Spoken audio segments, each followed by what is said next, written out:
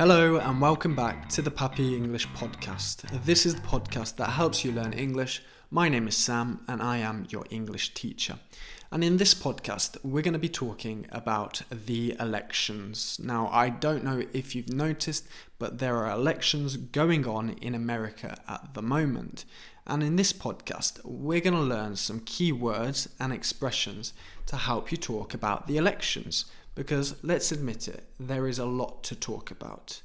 Now, the first key word is general election. What does it mean, general election? A general election is a public vote which decides the next president of America. For example, in 2016, Donald Trump won the general elections against Hillary Clinton. Now, notice that we also say to hold a general election. So, for example, in America, they are holding a general election at the moment. Or we can say a general election is being held in America at the moment. But what about voting? Well, everybody in the United States of America has a right to vote. That means that they can say who they think the next president of America should be. But notice that we can say to vote or to cast a vote. Okay, we have two verbs here, to vote or to cast a vote, and they have the same meaning.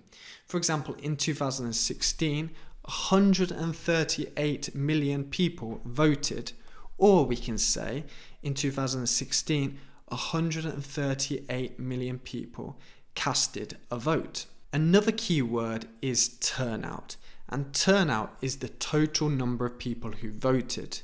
Remember also that in America, not everybody has to vote. It's not the law. You can choose not to vote if you want to. So a lot of people choose not to vote.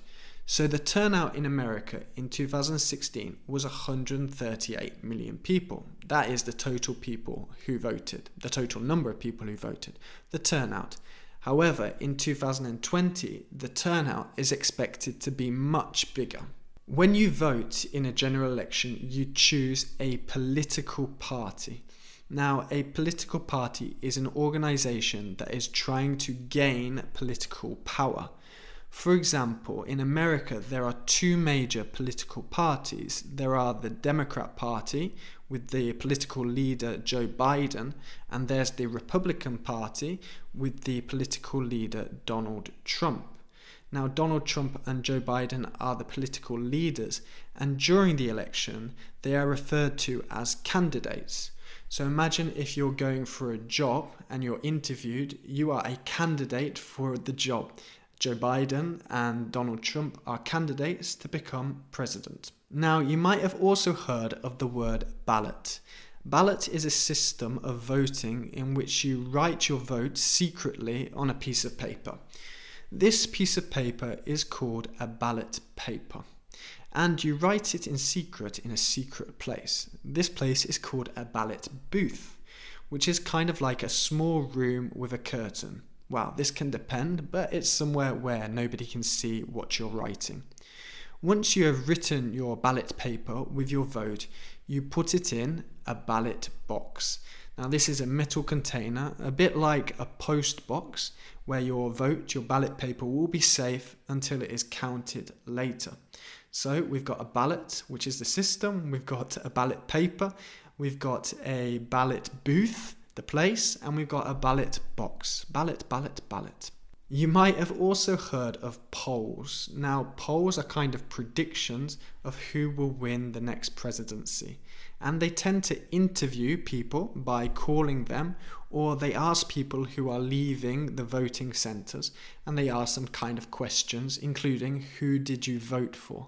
And then they can create polls, which are predictions of who will win the presidency, who will win the race to presidency. But they're not always accurate because they cannot ask everybody, and maybe people lie. They don't say exactly who they voted for. So you will see there is a big difference between the polls, the predictions, and the results of the presidency, which we saw in 2016. And if you're following in 2020, also, they're not very consistent. Now, this is where the electoral system in the United States get a little bit complicated. It really does get a little bit complicated. You might have heard of the term an electoral college. Now, every state in America has electoral college members, and the number of electoral college members depends on the size, not so much the size, but the population of the state. For example, Alaska is a big state, but it has a small population, so it only has 3 electoral college members. However, Texas is a big state with a big population, and it has 36 electoral college members. Now, the electoral college members cast electoral votes. Now, these electoral votes are based on the public vote of the people who voted in their state. For example, if everybody in Texas votes for the Republican Party, then the Republican Party will receive 36 electoral votes from the Electoral College. Now, to win the presidency, you need to get 270 electoral votes. So they count the electoral votes from the different states, and then you get the presidency. Who will win the presidency? Now, this is different to the public vote, to the popular vote, we call it. The popular vote is the total number of votes for each party. So maybe the votes for the Democrat Party is 1 million and the votes for the Republican Party is 900,000.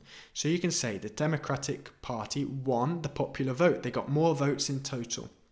However, the electoral votes are more representative of each state. So the electoral vote is a bit different to the popular vote because it takes into consideration each state and divides the votes in that way. So in 2016, the popular vote actually voted for the Democratic Party, but the electoral vote voted for the Republican Party, and the electoral vote wins. Once the next president is chosen, in the USA, they have an inauguration. Inauguration. It's quite a difficult word to pronounce. And this is a ceremony in which the next president is presented.